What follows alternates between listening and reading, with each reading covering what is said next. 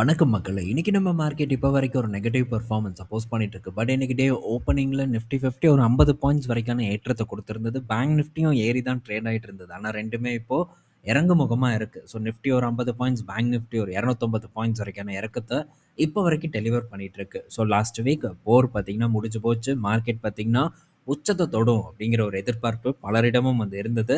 யார் சொன்னா போர் முடிஞ்சது அப்படிங்கிற மாரியான ஒரு செய்தி பார்த்தீங்கன்னா, இப்போ நமக்கு வந்து கிடைச்சிருக்கு. ஆல்ரெடி நம்ம பார்த்தோம்.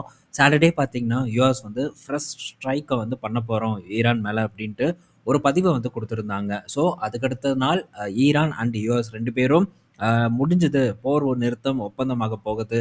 ஸோ அவ்வளோதான் இனி எந்த போரும் இல்ல அப்படிங்கிற ஒரு செய்தியும் வந்து குடுத்தாங்க. அதுக்கேற்ற ஒரு ரியாக்ஷன் நேத்து நம்ம மார்க்கெட்லயும் இருந்தது. ஆனா இன்னைக்கு பார்த்தீங்கன்னா, தலைகீழா மாறியிருக்கு நிலைமை. ஸோ அமெரிக்கா பார்த்தீங்கன்னா, சதர்ன் ஈரான்ல இன்னைக்கு டேல ஒரு ஸ்ட்ரைக் நடத்தியிருக்காங்க. ட்ரோன் அட்டாக் நடத்தியிருக்கிறதா தகவல் வந்து நமக்கு கிடைச்சிருக்கு. ஸோ ஒரு பக்கம் பீஸ் டாக் போயிட்டுருக்கு. இன்னொரு பக்கம் பார்த்தீங்கன்னா, அமெரிக்கா ஈரான் மேல தாக்குதல நடத்தியிருக்கிறது ஒரு பெரிய ஒரு அ பேசும் பொருளா வந்து மாறியிருக்கு இன்றைய தினத்தில. ஸோ கண்டிப்பா ஈரான் இதுக்கு என்ன மாரியான எதிர்வினை ஆற்றப் போறாங்க அப்படின்னு தெரியல. ஸோ ஈரான் தரப்புல இருந்தும் சில வன்மையான கண்டிப்புகளும் வந்து வெளிய வந்துகிட்டு தான் இருக்கு. ஸோ இது வந்து நிக்க போறதில்ல. முக்கியமான போர்ட் கிட்ட பார்த்தீங்கன்னா, இந்த தாக்குதல் வந்து அமெரிக்கா நடத்தியிருக்கிறதா ஒரு தகவல் வந்து நமக்கு கிடைச்சிருக்கு. ஸோ ஈரான் என்ன பண்ணுவான், நேரா பார்த்தீங்கன்னா மிடில் ஈஸ்ட் கண்ட்ரீஸ் மேல தாக்குதல நடத்தலாம். ஸோ இந்த எதிர்பார்ப்பு இருக்கு. இன்னைக்கு நாள் ஃபுல்லா பார்த்தீங்கன்னா, இத பேஸ் பண்ணி தான் போப்போது. இன்னைக்கு டேல க்ரூடோட விலை பார்த்தீங்கன்னா, திரும்பவும் ஒரு ஏற்றத்த குடுத்திருக்கு. இன்னைக்கு டேல மட்டும் ஒரு 3% வரைக்கான ஏற்றம் க்ரூட் ஆயில்ல வந்து ஏற்பட்டிருக்கு. கடந்த ஒரு 4 நாளா க்ரூட் ஆயில் இறங்குச்சு. இப்போ அகைன் பார்த்தீங்கன்னா, சின்னதா வந்து தல தூக்கியிருக்கு. ஸோ இந்த டென்ஷன் திரும்ப தொடர்ந்ததுன்னா, க்ரூட் ஏறும். அகைன் பார்த்தீங்கன்னா, நம்ம மார்க்கெட்டுக்கு அது ஒரு பேட் சென்டிமென்ட்டா அமையும். மறுபடியும் பங்குகள் பார்த்தீங்கன்னா, சரிவடைவதற்கான வாய்ப்பு அதிகமா இருக்கு நம்ம மார்க்கெட்ட பொறுத்தவரைக்கும். ஸோ வார வேணும்னே பார்த்தீங்கன்னா, இத்தன நாட்களுக்கு இழுத்து கொண்டு போயிட்டுருக்காங்க. முடிக்கணும்னா முடிச்சிடலாம். பட் முடிப்பது அவங்களுடைய நோக்கமா எனக்கு தெரியல. ஸோ இத வச்சு இன்னும் என்னென்ன பிளான் பண்ணியிருக்காங்க அப்படிங்கிறத நம்ம பொறுத்திருந்து பார்க்கணும். மேபி இந்த போர் தொடர்ந்து இருந்தது. அதே மாரி க்ரூட் ஆயிலோட விலை தொடர்ந்து $100 ஆன் $100க்கு மேலேயே நிக்குது அப்படின்னா, கண்டிப்பா நம்ம நாட்டுல இன்ஃப்ளேஷன் பெருசாகும். இது நம்ம நாட்டுக்கு மட்டுமான பாதிப்பு கிடையாது. பல நாடுகளிலும் இதே ஒரு நிலைமை தான் ஏற்படும். ஸோ அகைன் இன்ஃப்ளேஷன் ஏறும். ஸோ திரும்ப பார்த்தீங்கன்னா, மக்கள் கஷ்டப்படக்கூடிய நிலைமைக்கு போவதற்கான வாய்ப்பு அதிகமா வந்து இருக்கு. ஸோ ரஷ்யா வாரப்ப கூட க்ரூட் வந்து ஏறுச்சு. அதுக்கப்புறம் சடனா சரசரன்னு இறங்குச்சு. பட் இது பார்த்தீங்கன்னா, இன்னும் நின்னுக்கிட்டே தான் இருக்கு. அதுவும் $100 அப்படிங்கிற ஒரு ரேஞ்சிலேயே தான் தொடர்ந்து பார்த்தீங்கன்னா, ட்ரேட் ஆயிட்டு இருக்கு. இது ஒரு பாதிப்பு ஏற்படுத்துறதுக்கான வாய்ப்பு இருக்கு. ஸோ பார்ப்போம். மேபி பாதிப்பு ஏற்பட்டு மார்க்கெட் சரிவடைஞ்சதுன்னா, அந்த டைம்ல நம்ம ஆப்பர்ச்சுனிட்டீஸ ஃபோக்கஸ் பண்றதுக்கு ட்ரை பண்ணலாம். ஏன்னா, நம்மளும் ஒவ்வொரு இடத்துல சான்ஸ் கிடைக்கும்போது ப்ராஃபிட் புக் பண்ணிட்டு தான் வந்துட்டுருக்கோம். ஸோ, அத சரியான இடத்துல யுட்டிலைஸ் பண்றதுக்கும் நம்ம டெஃபினட்டா வந்து ட்ரை பண்ணணும். இதெல்லாம் நம்மளுடைய உழைப்புல தான் இருக்கு. நம்ம கையில தான் இருக்கு. ஸோ நெக்ஸ்ட் பார்த்தீங்கன்னா, அமரராஜா பேட்டரியோட ரிசல்ட் நேத்து வந்திருந்தது. ஸோ இத பற்றி கேட்டிருந்தாங்க. இன்னைக்கு டிஸ்கஸ் பண்றேன்னு சொல்லியிருந்தேன். ஸோ அமரராஜாவோட இந்த காலாண்டு ரிசல்ட் பார்த்தீங்கன்னா, சூப்பரா இருக்கு. 95% பார்த்தீங்கன்னா, ப்ராஃபிட் வந்து உயர்ந்திருக்கு. அடேங்கப்பா! என்னப்பா இவ்வளோ காம்படிஷன் இருக்கு.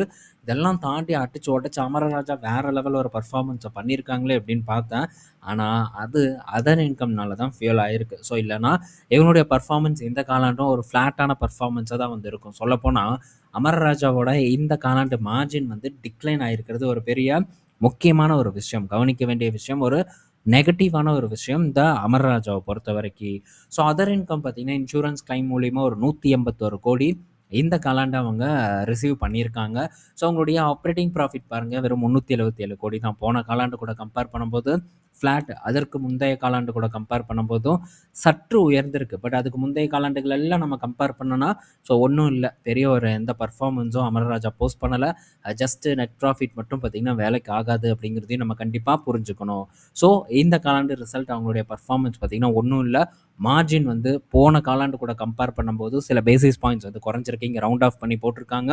பட் 10 பாயிண்ட் சம்திங்ல தான் வந்து அமரராஜாவோட மார்ஜின் வந்து இருக்கு. ஸோ ஒரு ஒரு டைம்ல கரெக்ட்டா ஒரு 3 வருடத்துக்கு முன்னாடி இவங்களுடைய மார்ஜின் 15% இருந்திருக்கு.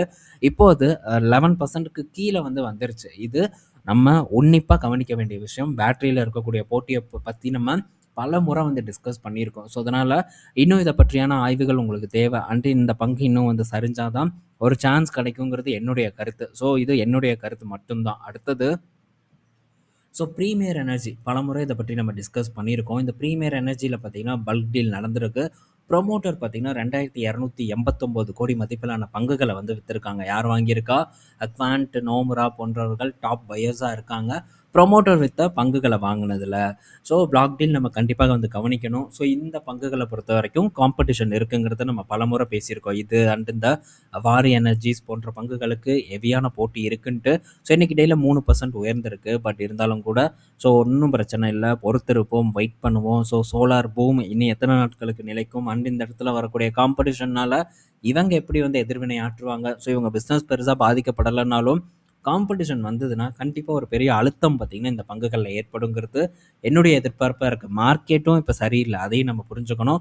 ஸோ வேல்யூவேஷன் பாருங்கள், ஸ்டாக் PE 30 கிட்ட இருக்குது. ஸோ இவங்க என்ன தான் க்ரோத் இன்னும் கொடுத்தாலும் கூட ஸோ இன்னும் எக்ஸ்ட்ராடனரியான ஒரு க்ரோத்தை கொடுத்தா தான் ஒரு நல்ல பங்கு விலையில் ஒரு வளர்ச்சியும் ஏற்படும் அண்ட் அவங்களுடைய வேல்யூவேஷனும் பார்த்தீங்கன்னா கட்டுக்குள்ளே இருக்கும். ஸோ இது வரக்கூடிய காலங்களில் இருக்கக்கூடிய போட்டித்தன்மை காரணமாக சாத்தியம் இல்லை அப்படிங்கிறது என்னுடைய ஒரு அனாலிசிஸ். பட் பார்ப்போம், இதை காலம்தான் பதில் சொல்லணும். அடுத்தது கேம்பஸ் ஆக்டிவேரோட ரிசல்ட் வந்திருக்கு. ஸோ இந்த காலாண்டு கேம்பஸ் பார்த்தீங்கன்னா பெட்டராக தான் வந்து பர்ஃபார்ம் பண்ணியிருக்காங்க. ஸோ இன்றைக்கி டேயில் ஒரு 6% வரைக்கான ஏற்றத்தை கொடுத்துருக்கு. ஸோ இது ஒரு ஓவர் வேல்யூ ஸ்டாக். இதெல்லாம் ஒருக்கா நம்ம வந்து ஸ்விங் பண்ணி தப்பிச்சோம் பொழைச்சோன்ட்டு ஓடி வந்த ஒரு பங்கு. ஸோ இந்த பங்கு பார்த்திங்கன்னா இந்த காலாண்டு பெட்டர் பர்ஃபார்மன்ஸ் கொடுத்துருக்காங்க. மார்ஜினில் எந்த குறையும் வைக்கல. ஸோ டிக்ளைன் ஆயிருக்கு போன காலாண்டு கூட கம்பேர் பண்ணும்போது. பட் பெரிய அளவுக்கான டிக்ளைன் இல்லை. செருப்பு கம்பெனி எப்படி கஷ்டப்படுதுங்கிறத நம்ம பார்த்துட்டு தான் இருக்கோம்.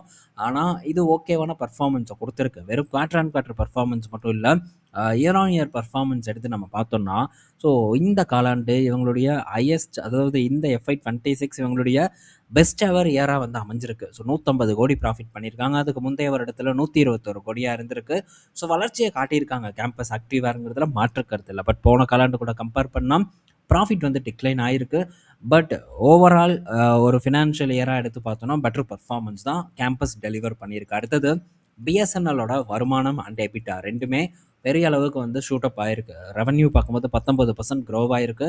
25,000 கோடி பார்த்திங்கன்னா இவங்களுடைய ரெவன்யூ க்ரோ ஆயிருக்கு. ஸோ ஓவராலாக ஒரு ஃபினான்ஷியல் இயரில் அண்ட் அவங்களுடைய எபிட்டா கிட்டத்தட்ட 7,000 கோடியை ரீச் பண்ணியிருக்கு. 50 கோடியிலேருந்து 7,000 கோடியை வந்து டச் பண்ணியிருக்கு. ஸோ இதுவும் ஒரு பெரிய விஷயம். BSNL வில்லேஜை வந்து பெரிய அளவுக்கு ஃபோக்கஸ் பண்ணக்கூடிய ஒரு டெலிகாம் நிறுவனமாக இருக்குது, கவர்மெண்ட்டோட நிறுவனமாக இருக்குது. ஸோ இந்த BSNL எல்லாம் எப்படி பர்ஃபார்ம் பண்ணியிருக்குன்னு நம்ம பல வருடங்களாக பார்த்துருக்கோம். BSNLக்கெல்லாம் போனோன்னா எந்த சேவையும் நமக்கு கிடைக்காது. ஸோ எந்த ரெஸ்பான்ஸும் நமக்கு கிடைக்காது அப்படிங்கிறதையும் நம்ம கண்டிப்பாக வந்து புரிஞ்சிருப்போம். ஸோ அதனால தான் ப்ரைவேட் டெலிகாம் கம்பெனிஸ் எல்லாம் பெரிய வளர்ச்சியை வந்து கொடுத்துருக்கு. ஸோ அந்தளவுக்கு சர்வீஸ் இல்லை. ஆனால் இப்போது இந்த நிறுவனங்கள் ஒரு நல்ல ஒரு வளர்ச்சியை கொடுத்துட்டு வருவதை நம்ம கண்கூட பார்க்குறோம். ஸோ TCSக்கு ஒரு பெரிய கான்ட்ராக்ட் பார்த்திங்கன்னா BSNL கொடுத்தாங்க. 18,000 கோடி கிட்ட கான்ட்ராக்ட்னு நான் நினைக்கிறேன். ஸோ இதனால் தேஜஸ் நெட்வொர்க்கும் நல்லா வளர்ந்தது. BSNLும் இந்த செலவினங்கள் மூலிமா ஒரு நல்ல பர்ஃபார்மன்ஸை வந்து கொடுத்துருக்கு. ஸோ தொடருதா, எப்படி ப்ரைவேட் கம்பெனிஸ் கூட போட்டி போடுறாங்கங்கிறத பொறுத்திருந்து பார்ப்போம். அடுத்தது ஐடிசியோட டிவிடெண்ட்டுக்கான லாஸ்ட் டேட் இன்றைக்காக தான் வந்து இருக்குது. ஸோ இன்றைக்கி நம்ம வாங்கணும்னா நாளைக்கு நம்ம டிமேட் அக்கௌண்ட்டில் T+1 கணக்கில் வந்து கிரெடிட் ஆயிரும் ஷேர். ஸோ டிவிடெண்ட் வாங்குறதுக்கு இதுதான் லாஸ்ட் டேட். நாளைக்கு நம்ம வாங்கணும்னா எந்த டிவிடெண்ட்டும் கிடைக்காது. அண்ட் அதே மாதிரி ஸோ டிவிடெண்ட்டுக்காக நம்ம பங்குகளை வாங்குறது சரியான முறை இல்லை அப்படிங்கிறது நம்ம பல முறை வந்து சொல்லியிருக்கோம். ஸோ டெஃபினட்டாக நான்லாம் பார்த்திங்கன்னா இந்த டிவிடெண்ட்டுக்காகலாம் பங்குகளை வாங்கவே மாட்டேன். அதுலலாம் எந்த லாபமும் கிடையாது. ஸோ அதனால் கண்டிப்பாக அது பக்கம் போகிறதுல எந்த ஒரு அர்த்தமும் இல்லை. மேபி கையில் வச்சுருந்தா பேசாமல் கையில் வச்சுக்கோங்க. ஒரு ₹8 பார்த்திங்கன்னா டிவிடெண்ட் வந்து வரக்கூடிய நாட்களில், வரக்கூடிய காலங்களில் நமக்கு கிடைக்கும். ஸோ மேபி திரும்பவும் இப்போவே பார்த்திங்கன்னா ஒரு ₹301 கிட்ட தான் இந்த ஐடிசி வந்து ட்ரேட் ஆகிட்டு இருக்கு. ஸோ பெரிய ஒரு பர்ஃபார்மன்ஸ் எல்லாம் இல்லை. ரிசல்ட் வந்ததுக்கப்புறமும் ரொம்ப சுமாராக தான் பர்ஃபார்ம் பண்ணிகிட்டு இருக்கு. கரண்ட்டாக ₹302 கிட்ட ட்ரேட் ஆகிட்டு இருக்கு. நாளைக்கு டிவிடெண்ட் கொடுத்தாங்கன்னா ஸோ ₹8 ஷேர் ப்ரைஸ்லேருந்து வந்து கழிய போகுது. ஆனால் கழிஞ்சதும் திரும்ப ஒரு பவுன்ஸ் பேக் பார்த்திங்கன்னா ஏற்படும். பட் 300க்கு கீழே திரும்ப வந்து ட்ரேட் ஆகும். ஸோ அப்போ கூட கொஞ்சம் குவான்டிட்டிஸ் வந்து நம்ம பொறுமையாக ஆட் பண்ணுறதுக்கு ட்ரை பண்ணலாம். இல்லை டிவிடெண்ட் கொடுத்து ஒரு 2-3 நாள் கழித்து கூட நம்ம ஆட் பண்ணுறத பற்றி திங்க் பண்ணலாம். ஸோ பெட்டர் வெயிட் பண்ணி ஸோ பொறுமையாக மந்த் ஆன் மந்த் அக்யூமுலேட் பண்ணுறதை பற்றி நம்ம ஐடிசியை பொறுத்த வரைக்கும் வச்சுக்கலாங்கிறது என்னுடைய கருத்து. அடுத்தது ஸோ LIC பார்த்திங்கன்னா சென்ட்ரல் பேங்க் ஆஃப் இந்தியாவில் 3% ஸ்டேக் வந்து வாங்கியிருக்காங்க. ஓவராலாக இப்போ இவங்களுடைய பங்கு சென்ட்ரல் பேங்க்கில் 6% வந்து உயர்ந்திருக்கு. ஸோ இப்போது OFSம் பார்த்திங்கன்னா நடந்திருக்கு. ஸோ இப்போது LICயும் பங்குகளை வந்து உயர்த்தியிருக்காங்க. ஸோ இது சென்ட்ரல் பேங்க்குக்கு ஒரு நல்ல செய்தி தான். ஸோ LICயோட பை அண்ட் செல்லை பற்றி நம்ம தொடர்ந்து பார்த்துருக்கோம். சரியாக பார்த்திங்கன்னா பண்ணிட்டு வந்துட்டு இருப்பாங்க. இந்த சென்ட்ரல் பேங்க்கும் நல்ல வேல்யூவேஷனில் இருக்குது. பட் கடந்த காலாண்டு ரிசல்ட் நல்லா இல்லை. அண்ட் அது போக NPAவும் பார்த்திங்கன்னா பெரிய அளவுக்கு வந்து இருக்குது இந்த சென்ட்ரல் பேங்க்கை பொறுத்த வரைக்கும். ஸோ பெரிய ஒரு இம்ப்ரூவ்மெண்ட் இல்ல. நான் என்ன நினைக்கிறேன்னா, இப்போ நல்ல ரேஞ்சில தான் இருக்கு இந்த சென்ட்ரல் பேங்க். அரவுண்ட் ஒரு ரூ. 31 கிட்ட பார்த்தீங்கன்னா ட்ரேட் ஆயிட்டு இருக்கு. ஆனா ஸோ இந்த சென்ட்ரல் பேங்க்கை விட நமக்கு பெஸ்ட்டாக வந்து ஒரு பெரிய பேங்க் வந்து கிடைக்குதுன்னா நம்ம எதுக்கு இந்த சென்ட்ரல் பேங்க் பக்கம் போகணும் அப்படிங்கிறது என்னுடைய எண்ணமாக இருக்குது. ஸோ ரூ. 31 கிட்ட வந்து ட்ரேட் ஆகிட்டு இருக்கு. இந்த சென்ட்ரல் பேங்க் ஒரு நல்ல லெவலில் இருக்குது, அதில் மாற்று கருத்து இல்லை. ஆனால் இதை காட்டிலும் நல்ல ஒரு வேல்யூவேஷனில் ஸோ ஒரு பெரிய பேங்க் நமக்கு இருக்குது. ஸோ அது பிஎன்பி பேங்க்குன்னு சொல்லலாம். ஸோ அதுக்கும் வெயிட் பண்ணிட்டு இருக்கேன். மேபி வந்து ஒரு டிப் கொடுத்ததுன்னா கண்டிப்பாக பார்த்தீங்கன்னா பிஎன்பியில் ஒரு சான்ஸ் ஏற்படும். அந்த பெரிய பேங்க்கில் ரிஸ்க் எடுக்கிறது என்னை பொறுத்த வரைக்கும் ஒரு நல்லதாக நான் பார்க்குறேன். ஆனால் இந்த மாதிரி சின்ன பேங்க்கில் மேபி பர்ஃபார்ம் பண்ணலாம். ஆனாலும் கூட இந்த இடத்துல வந்து பெரிய ரிஸ்க் எடுக்கிறதுல எனக்கு பெரிய உடன்பாடு இல்லை. அதை நான் இந்த இடத்துல சொல்லிக்கிறேன். அடுத்தது ஸோ ஸ்னைடர் கிட்டேருந்து அப்டேட் வந்திருக்கு. ஸ்னைடர் எலக்ட்ரிக் இந்தியா கிட்டேருந்து அப்டேட் வந்திருக்கு. ஸோ ஆல்ரெடி இந்தியாவில் டேட்டா சென்டர் செக்மெண்ட் மூலிமா இவங்க கிட்டத்தட்ட 15-16% வரைக்கான ரெவன்யூ ஜென்ரேட் பண்ணிட்டு வந்துட்டு இருக்காங்க.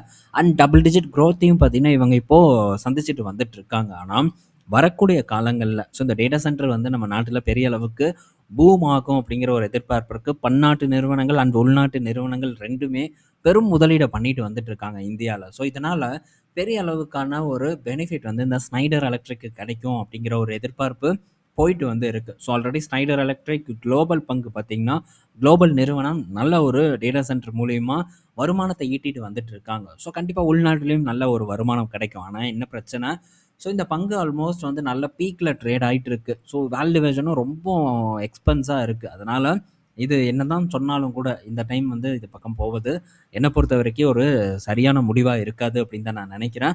ஸோ ஜஸ்ட்டு ஸ்கிப் பண்ணிடலாம். Data centre stock so future இப்படி இருக்கும் அப்படி இருக்கும்னு சொன்னாலும் இப்போ இருக்கக்கூடிய நிலைமை எப்படி இருக்குது அது நமக்கு ரொம்ப முக்கியம். ஸோ உதாரணத்துக்கு ஸோ டேட்டா சென்டரை பேஸ் பண்ணி ஃபினோலெக்ஸ் வந்து நம்ம ரீசெண்டாக வந்து செக் பண்ணோம்.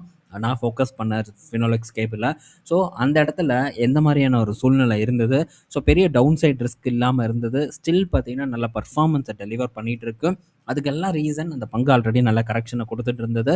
நல்ல இடத்துல ஐடென்டிஃபை பண்ணணும். ஸோ இதுதான் பார்த்தீங்கன்னா ரீசன். ஸோ தவறான இடத்துல நம்ம வாங்கணும்னா மேபி ஒரு ஸ்லோ டவுன் ஏற்படுது டேட்டா சென்டர் பிஸ்னஸில், இல்லை ஏதாச்சும் ஒன்று நடக்குது அப்படின்னா கண்டிப்பாக அப்போ ஒரு ப்ரெஷர் பார்த்தீங்கன்னா இந்த மாதிரி பங்குகள் சந்திப்பதற்கான வாய்ப்பு ரொம்ப அதிகமாக இருக்குது. அதனால் கொஞ்சம் நம்ம ரொம்ப எக்ஸ்பென்சிவான ஸ்டாக்ஸ் பக்கம் போகாமல் இருப்பது ரொம்ப நல்லது, ஸ்டோரிஸை பேஸ் பண்ணி. ஓகே, ஸோ இந்த வீடியோவில் நம்ம பல இன்ஃபர்மேஷன் பார்த்துருப்போம், பயனுள்ளதாக இருக்கும் அப்படின்னு நான் நினைக்கிறேன். ஈவினிங் நம்ம இன்னொரு வீடியோவில் மீட் பண்ணுவோம். பாய் மக்களே.